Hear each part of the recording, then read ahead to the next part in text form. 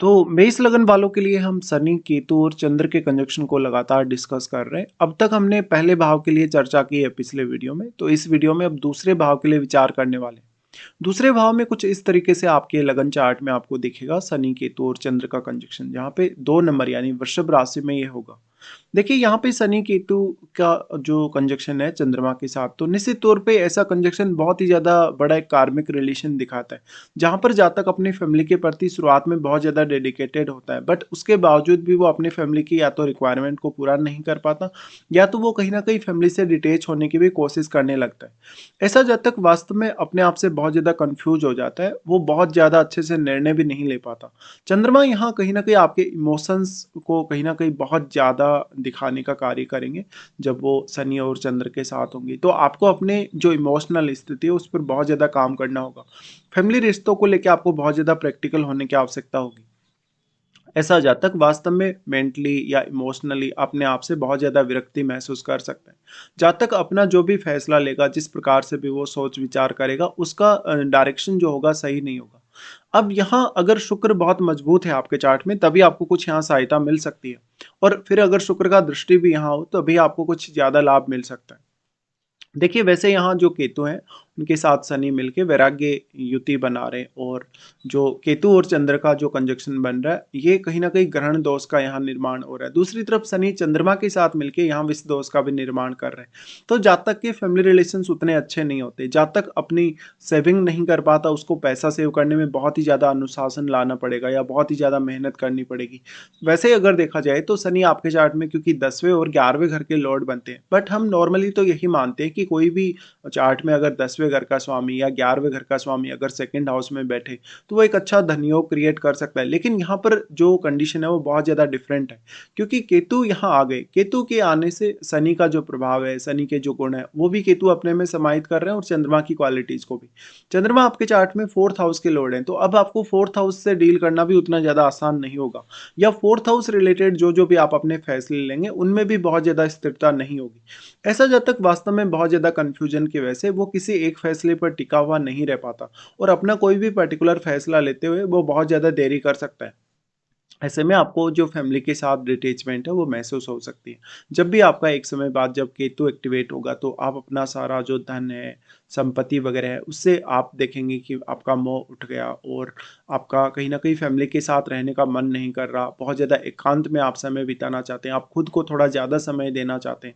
यहाँ पे आपको चंद्रमा पर विशेष तौर पे ध्यान देना होगा। वैसे तो चंद्रमा यहाँ उच्च की स्थिति में आ गए, बट वो शनि और यहाँ केतु के प्रभाव से नहीं बच सकते, और क्योंकि चंद्रमा 4th लॉर्ड है, 4th लॉर्ड होने की वजह से अब 4th हाउस में बैठा वगैरह आपकी बहुत हद तक मदद कर सकता है। बट क्योंकि 4th हाउस आपका सुख स्थान है, और अगर 4th लॉर्ड आपका उच्च की स्थिति में आ जाए, तो आपको 4th हाउस को लेके और 2nd हाउस को लेके एक्सपेक्टेशन बहुत ज़्यादा होंगी। बट वो एक्सपेक्टेशन आपकी कभी भी उस वे में पूरी नहीं हो सकती जिस वे में आप चाहते हैं। तो आपका जो गृहस्थ सुख है या जो घर का जो एनवायरनमेंट है, वो काफ़ी प्रभावित होगा। शनि आपके चार्ट में क्योंकि 10वें और 11वें घर के लॉर्ड होके यहाँ आ रहे हैं, तो अब शनि वक्री भी होंगे, तो उस केस में भी आपको कोई ज़्यादा हेल्प नहीं मिल पाएगी।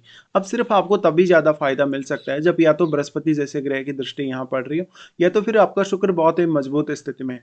ऐसा जब तक शुरुआत में बहुत ज़्यादा हार्ड वर्क करेगा, बहुत ज़्यादा वो कोशिश करेगा अपनी फैमिली लाइफ को मेंटेन करने के लिए, बट कहीं ना कहीं वो बहुत ज़्यादा इमोशनली प्रॉब्लम में आएगा।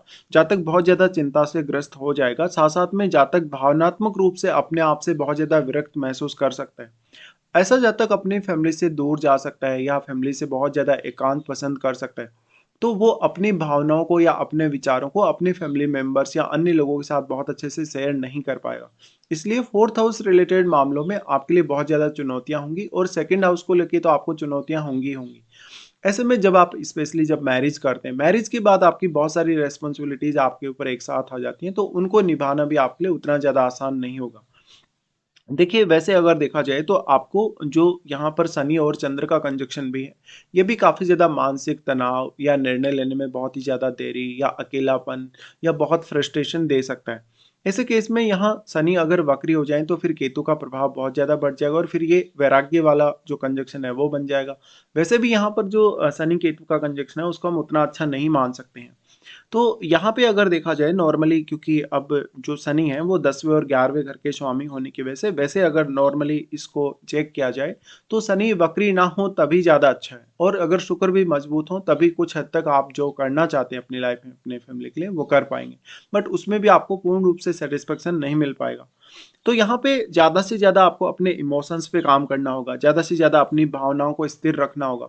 कोई भी पर्टिकुलर कार्य अगर आप एक बार स्टार्ट करते हैं या कोई भी निर्णय अगर आप एक बार लेते हैं तो उस निर्णय को आप बार-बार बदलें नहीं। यहाँ पे अब हो सकता है ऐसे जातकों का, हालाँकि शुरुआत में वो धन के लिए, इनकम के लिए काफ़ी कोशिश करेगा, जो आपकी इनकम होगी वो काफ़ी कम हो सकती है। जो आपकी क्वालिटी है या जो आपकी एबिलिटी है या जिस प्रकार की आपकी क्वालिफ़िकेशन है उसके अकॉर्डिंग हो सकता है कि आपके पास जॉब वगैरह ना हो। ऐसा व्यक्ति लगभग जब 45 की एज को क्रॉस करेगा तो वो अपनी फैमिली से दूर जाने की कोशिश करेगा या वो रिटायरमेंट वगैरह लेने की कोशिश करेगा।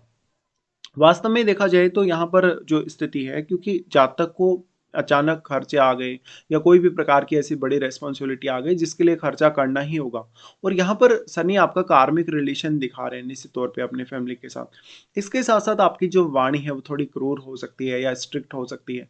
तो दूसरों पर आप अपना जो वाणी का प्रभाव देखेंगे वो भी उतना अच्छा नहीं होगा यहाँ। तो आपको यहाँ काफ़ी अलग-अलग तरीके से काफ़ी सारी समस्याएँ रहेंगी, और चंद्रमा के यहाँ केतु के साथ होने, शनि के साथ होने की वजह से उन समस्याओं से अब आप कैसे निपटेंगे? उन समस्याओं को लेके आप काफ़ी ज़्यादा कन्फ्यूजन में आ जाएँगे। इस प्रकार से देखा जाए तो जो केतु और चंद्रमा का कंजंक्शन है, जातक में बहुत ज़्यादा भय की स्थिति या बहुत ज़्यादा नकारात्मक विचारों को भी डेवलप कर देता है। और शनि यहाँ आपको आगे बढ़ने से रोकते हैं। शनि आपको बहुत लंबे समय तक विचार करने या बहुत ही ज़्यादा रिस्ट्रिक्शन के साथ सोचने के लिए प्रेरित करते हैं वास्तव में। तो ये एक बहुत ही ऐसा कंजंक्शन माना जा सकता है जो काफ़ी ज़्यादा रेयर भी है। इसके लिए अब जातक को स्वयं बहुत ज़्यादा रिस्पॉन्सिबिलिटी लेनी पड़ेगी और उसको बहुत ही ज़्यादा परिश्रम या हार्ड वर्क करने की आवश्यकता पड़ेगी। जातक अपने परिवार के साथ यहाँ पर काफ़ी ज़्यादा डिटैचमेंट महसूस कर सकता है या वैचारिक मतभेद भी कभी-कभी देख पाएगा। अब सेकंड हाउस आपकी वाणी का घर है और साथ में चंद्रमा क्रिएटिव स्किल्स को भी दिखाते हैं। तो आप में कोई भी प्रकार का टैलेंट होगा, कोई भी प्रकार की क्रिएटिविटी होगी तो उसका भी आप बहुत अच्छे से इस्तेमाल यहाँ नहीं कर पाएँगे। अब शनि की दृष्टियों के अकॉर्डिंग अगर हम इसकी चर्चा करें या चंद्रमा के एस्पेक्ट के हिसाब से अगर इस कंजंक्शन को देखें, तो शनि का सबसे पहले जो प्रभाव होगा वो आपके 4th हाउस पे होगा। देखिए 4th हाउस में शनि का प्रभाव का होना, आप अपनी जो धन है, संपत्ति है, उसको लेके बहुत ज़्यादा स्ट्रिक्ट हो सकते हैं, जिससे आपके फैमिली रिलेशंस काफ़ी प्रभावित हो सकते हैं, या तो फिर आपको फैमिली से कुछ खास फ़ायदा नहीं हो पाएगा। आपको स्वयं ही अपना घर बनाने, अपना प्रॉपर्टी वगैरह पाने के लिए मेहनत करनी होगी, और उसमें भी अगर शनि वक्री होके बैठे हैं यहाँ पर, तो आप उतने ज़्यादा सफल हो भी नहीं पाएँगे। अब 4th हाउस में बैठा ग्रह ज़रूर आपकी मदद कर सकता है। अगर 4th हाउस में बैठा ग्रह मान लो सूर्य जैसा ग्रह है, अगर बृहस्पति जैसा ग्रह है, तभी आपको ज़्यादा मदद मिल सकती है। या तो फिर आपका जो शुक्र है वो अगर 4th हाउस में आ जाए तब भी अच्छा है। तो शनि का यहाँ प्रभाव आपको शुरुआती समय में काफ़ी ज़्यादा रिस्ट्रिक्शन में दिखा सकता है, जब आपने जन्म लिया और जन्म लेने के बाद जब आपने अपनी एजुकेशन स्टार्ट करी या अपनी लाइफ को स्टार्ट किया, तो फैमिली की तरफ से आपको काफ़ी ज़्यादा रिस्ट्रिक्शन में रखा गया हो, फैमिली की तरफ से बहुत ज़्यादा बाध्यताएँ रही हों। इसके साथ ही फिर शनि का और इनका जो प्रभाव है चंद्रमा का वो आपके यहाँ अष्टम पे आ जाता है, बट अष्टम भाव में आपके यहाँ राहु बैठे होंगे आपके चार्ट में। राहु बैठे हैं तो राहु का प्रभाव यहाँ पे है आपके सेकंड हाउस में, बट राहु उतना अधिक प्रभाव यहाँ इसलिए नहीं डाल सकते क्योंकि राहु और केतु के बीच में 180 डिग्री का एंगल है, तो जितना एंगल होगा प्रभाव उतना ही होगा, और दोनों के बीच में एक अच्छा बैलेंस बना हुआ है। इसलिए अब राहु के साथ बैठा ग्रह यहाँ बहुत इंपॉर्टेंट हो जाएगा, और वैसे तो अष्टमेश आपके मंगल हैं ही, तो राहु यहाँ काफ़ी ज़्यादा उतार-चढ़ाव दे सकता है आपको। साथ-साथ में राहु के साथ बैठा ग्रह, क्योंकि वो अपनी क्वालिटीज़ को बहुत ज़्यादा मल्टीप्लाई होते देखेगा, तो वो ग्रह यहाँ शनि को भी प्रभावित करने में सक्षम है, वो केतु को भी और चंद्रमा को भी। ऐसे केस में बस उसी ग्रह पे आप ज़्यादा से ज़्यादा डिपेंडेंट हो सकते हैं। बट मैरिज होने के बाद आपकी लाइफ में बहुत ज़्यादा रिस्ट्रिक्शंस हो सकते हैं, या जो जीवन साथी की फैमिली है या जो आपका इवन जीवन साथी है, वो आपको बहुत ज़्यादा धन संपत्ति के मामले में डोमिनेट कर सकता है। हालाँकि जब शनि का, केतु का या चंद्रमा का जो प्रभाव पड़ रहा है, निश्चित तौर पे आपको विचारों में काफ़ी ज़्यादा गहराई लानी होगी। आपको रिसर्च करने के लिए, कोई भी प्रकार का गोपनीय विषय सीखने के लिए या कोई भी प्रकार से गोपनीय तरीके से विचार करने के लिए अच्छा कंजंक्शन ज़रूर माना जा सकता है। बट अष्टम के थ्रू कभी-कभी जो चेंजेज़ आपकी लाइफ में आने हैं, उन चेंजेज़ को आप उतना अच्छे से हैंडल नहीं कर पाते हैं।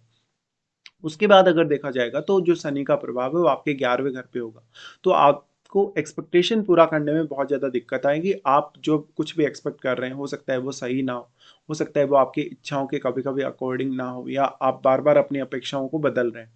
तो 11वें घर में बैठा प्लैनेट आपकी यहाँ मदद कर पाएगा शनि की तुलना में, वो भी कहीं न कहीं अगर शनि का मित्र ग्रह हो तो ज़्यादा अच्छा है।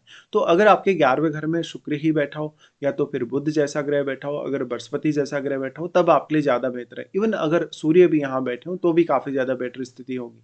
अब जो शनि का यहाँ प्रभाव है तो जहाँ तक बहुत ज़्यादा अपने नेटवर्क में कनेक्ट नहीं हो पाएगा या वो होना नहीं चाहेगा या उसकी ऐसी अपेक्षा नहीं होगी। साथ ही साथ वो अपने साथ जुड़े लोगों को बहुत अच्छे से ट्रीट भी नहीं कर पाएगा, जहाँ तक काफ़ी ज़्यादा मतभेद भी रख सकता है अपने साथ जुड़े लोगों के साथ।